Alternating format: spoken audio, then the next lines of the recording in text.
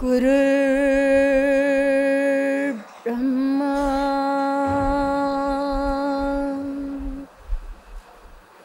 Gurur Vishnu Gurur Devo Maheshwara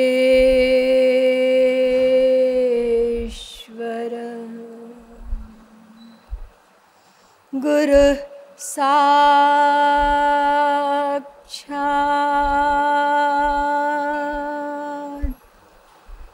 Param Brahma Kripal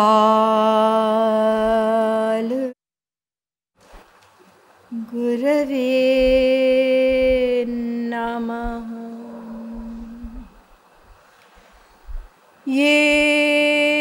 Yesham Srimad Yashoda Sutta Pada Kamale Nasti Bhaktir Narana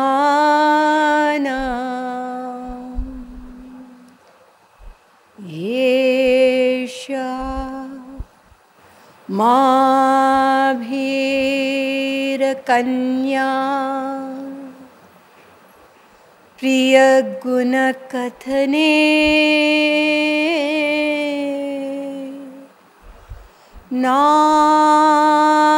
Nanurakta Rasagya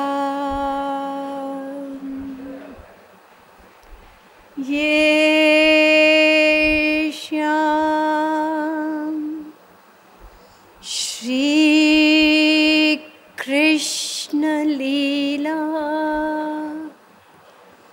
Lalita Rasa Katha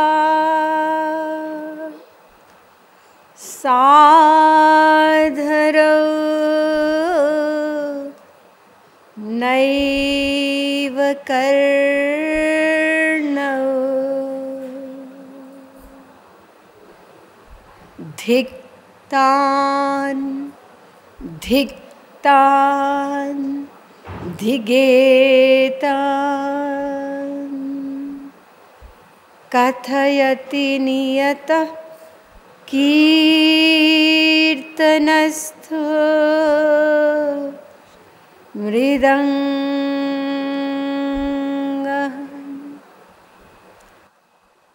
Namah Kamalana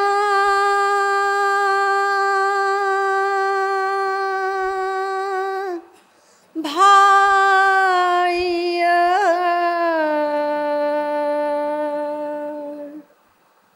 Namah Kamalama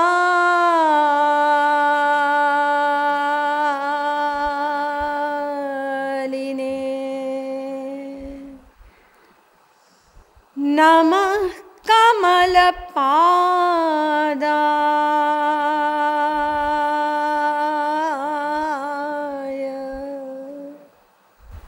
Namaste Kamalekshana Yo Brahmanam Vidadhati Purvam Yo Vai Vedanscha Prahinoti Tasmai Tagvang Devamatma Buddhi Prakasham Mumukshurvai Sharanamaham Prapatti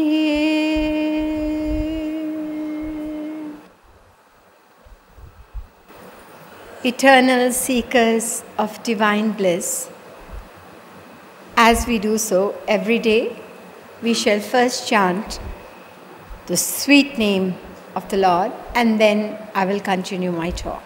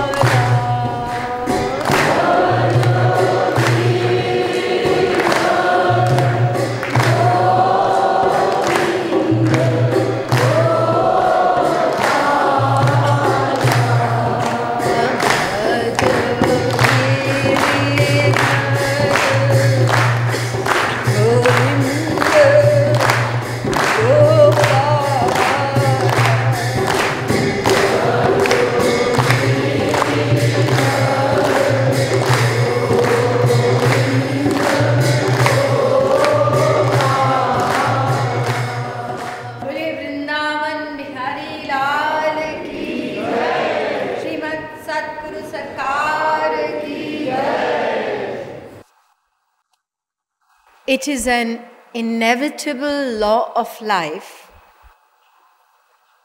that we cannot remain inactive even for a fraction of a second. Now, you may not be able to accept this because we see a lot of lazy people in this world doing nothing. But by doing doesn't mean doing things outwardly. They are working inwardly. So we perform actions not only outwardly, but inwardly as well. And whatever action we perform, there is an aim, a purpose behind the action. We cannot perform any action without a purpose. There has to be an aim. And the aim behind all our actions, we have found out that there is only one aim, one ultimate aim behind our every action, and that is happiness. We all want happiness. Nobody wants misery. Nobody wants to suffer. And this goal of happiness it's universal. You can go to a card shop and you will find it so obvious. Every card you pick up, it may be any occasion, a new year, a birthday, an anniversary, a holiday, anything. But every occasion is prefixed with the word happy.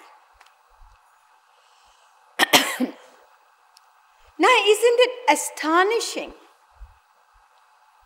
that we have been working so hard day and night, incessantly, not only in this life, mind you, but for countless past lives? This has been our goal. We have been striving, we have been longing for it, but we haven't yet had even a glimpse of true happiness. We are still dissatisfied, we are still suffering, we are still unhappy. What is the reason? Quite simply, it's because we are totally ignorant about the why and where of happiness. We only know one thing: I want to be happy, but why? Why do you choose happiness? Why not choose misery? We don't have an answer. I just want to be happy by hook or by crook. So find out why you want happiness. The answer is not anywhere in any material science. You will find the answer only in divine science. And that too, I mentioned to you, of all the religions, it is Sanatan Dharma, eternal religion, which we call Hinduism today. Most people commonly know it as Hinduism, but the actual name is Sanatan Dharma, which means eternal truth. And you must remember one thing, that these eternal truths are applicable to each and every human being, irrespective of race, nationality, sect, or religion. So these scriptures of Sanatan Dharma, they give us a very logical explanation for this goal, this universal goal of happiness. We are told that there is a supreme being whom the world knows as God. Different religions call him by different names, but he is one. And that supreme being, his nature is bliss. Bliss is another name of God, and we individual souls, in fact all living beings, are eternal parts of that supreme being who is bliss. Now it is a law that every part desires to unite with the whole. There is an attraction force between the whole. By whole, I don't mean H-O-L-E. I mean W-H-O-L-E. So every part is attracted to, desires to unite with the whole. Therefore, it is our inborn nature that we desire happiness or bliss without anyone having ever taught us to do so. So it is only when we attain that supreme bliss, that divine bliss, that perfect happiness, that peace, that love, which goes by the name of God, only then will we be contented and eternally satisfied, happy.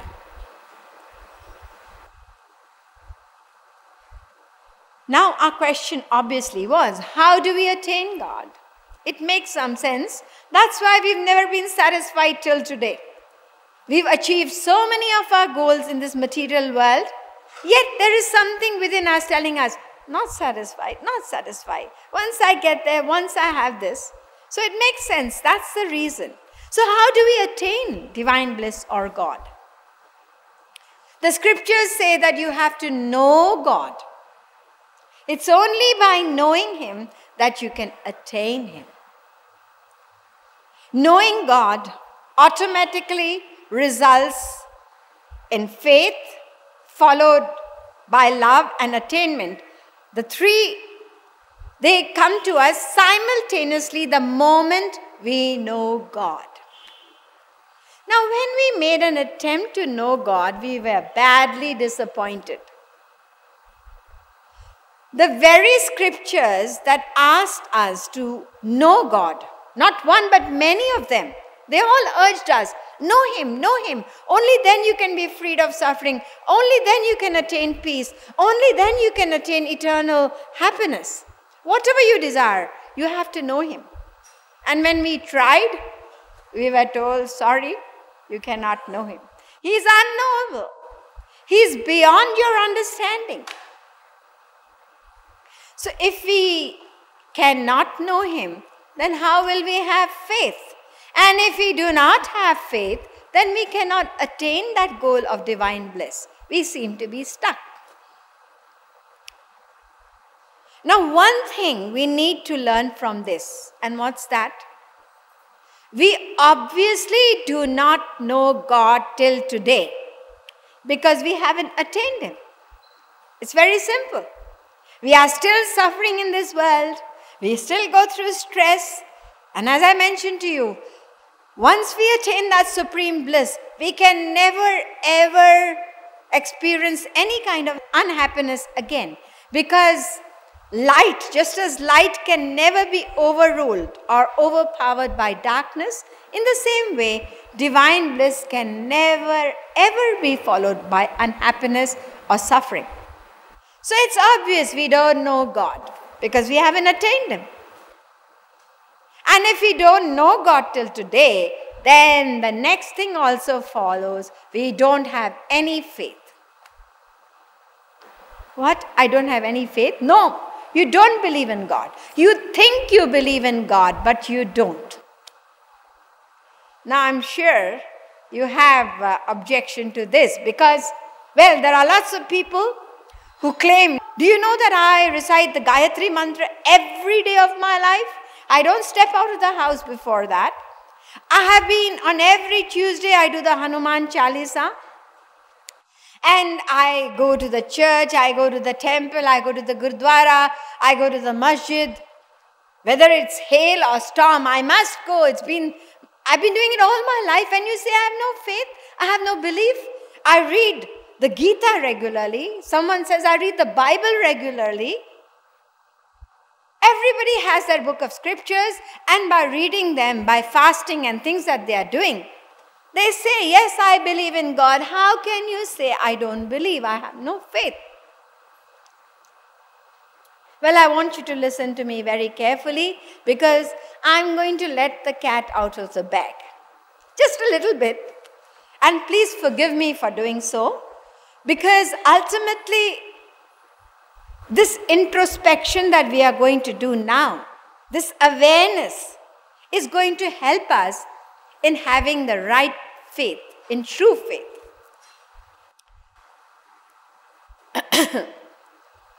All the religions, they agree upon some attributes of God. They all say that God is all-knowing. They say God is all-pervading. They say God is merciful. So let us take up these three attributes, because believing in God actually means to believe in these attributes and to accept the laws, the divine laws of God. Only then you believe in Him, isn't it? Do you believe that God is all-knowing? Do you actually believe that He is all-pervading? He pervades every particle. He's everywhere. Do you believe that God is all-merciful? We have our doubts off and on. Now, if we actually believe that God is all-pervasive, He's everywhere, He is within us, and He is in every particle of this whole universe, then we would have performed each and every action with the awareness of His presence. He is watching me. He is everywhere. Whatever action we perform, we would be aware that He knows. No action is private. You know, if we were believers in God, then this word private, you know what private is, isn't it? Nobody knows what I have done. Nobody knows what I'm thinking. Like our spiritual master, he often tells everybody that you sit right in front of me and you have all kinds of questions and doubts. Right in front of me, and I'm watching you. So if we believed that He is all-knowing, God is all-knowing, definitely. And the saint he is actually God in human form, so he knows as well. So that word private would never have existed in our dictionary. Once a teacher, he asked his students to do a very strange homework. He said, I want you to all go back home today, and when nobody is watching you in the house, just steal something and bring it tomorrow. I will explain the reason for this. Next day, all the children brought something. Somebody bought some money. They stole it from dad's wallet. Somebody stole a watch. Somebody stole a pen. Everybody had some little big thing or the other. And they came to the class with it. But one boy, he didn't bring anything. He came empty-handed. Now when the teacher asked him, how come you didn't get an opportunity to steal anything? Everybody has brought something or the other. He said, yes, I was trying to do it, but the moment I looked at something, I remembered God is watching me. He's there everywhere, and He's looking at me. So how could I steal anything, because He's there? He was watching all the time, so I couldn't bring anything. This teacher was really very happy. He patted this boy on the back and he said, I'm happy. You are the person who has real faith. This is what true faith is about. This awareness all the time, not just when we are in the temple or the mosque or the church. Then we feel we are in the temple of God, we are in God's house. Eko deva sarvabhuteshu gudha sarvavyapi sarvabhutantaratma. Shvetashvatara Upanishad, 6th chapter, 11th mantra. This Supreme Being not only pervades the entire universe, but He resides within you as well. So the moment you step out of the temple or mosque, isn't He still there with you? You may be anywhere. You may be at home, you may be at work, you may be in a pub, but He is inside you.